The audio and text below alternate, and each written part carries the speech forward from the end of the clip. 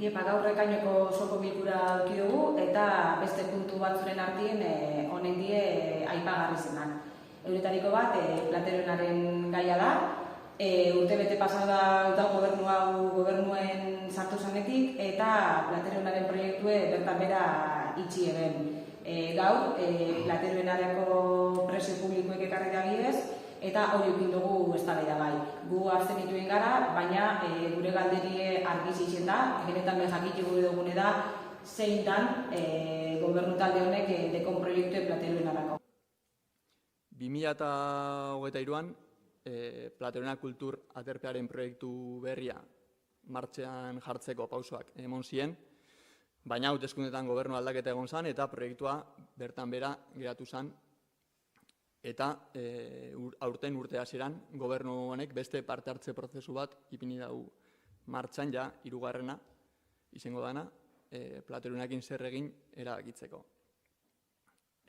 Horren bestez, eta bueltaute gaurko eztabaidara, gaurko presio publikoen proposamen hau Plateroenak zer izan behar dauen erabaki bitarte horretara mugatzen dela ulertzen dugu guk, kontrara, eleukelako zentzurik eukingo, alde batetik, herritar eta kultur eragileekin parte hartze prozesu bat egiten ibiltiek, eta beste aldetik, presio publiko batzuetan zehaztiek, Plateroenak zer erabilera eta zer presio eukin behar dauzen.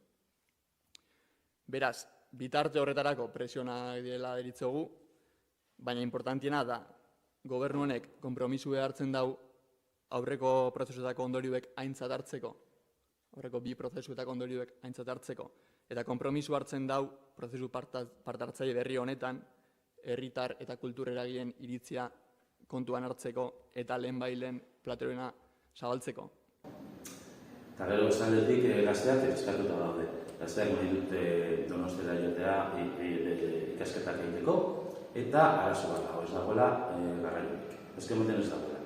Ze garraioak oso eskasak diez eta gainera denbora pilo bat behar dute Donostiara heltzeko. Orduan Bildu moduan, mozio bat sartu dugu.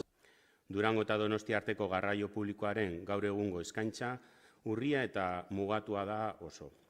Ez da nahikoa, ez ditu herritarren beharrak asetzen eta ez du mugikortasun iraunkorra sustatzen, kontrakoa esan liteke.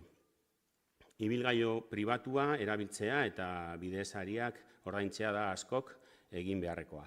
Ikasle talde baten errebindikazioa entzunda Donostiarekin eta bereziki EHUko kampuserekin garraioa hobetzeko honako mozio hau onartu du. Solicitar al Departamento de Transportes de la Diputación de Vizcaya, de Guipúzcoa, colaboración para la realización de un estudio conjunto y con los datos que se obtengan de ese estudio tomar las medidas necesarias para la implementación de una línea de autobús Durango-Donostia, estableciendo servicios con las frecuencias adecuadas para facilitar el desplazamiento de la ciudadanía por motivos laborales, educativos y de ocio. Bozkatzera pasatzen gara, aldeko botoak mesedez. Aho batez onartzen da.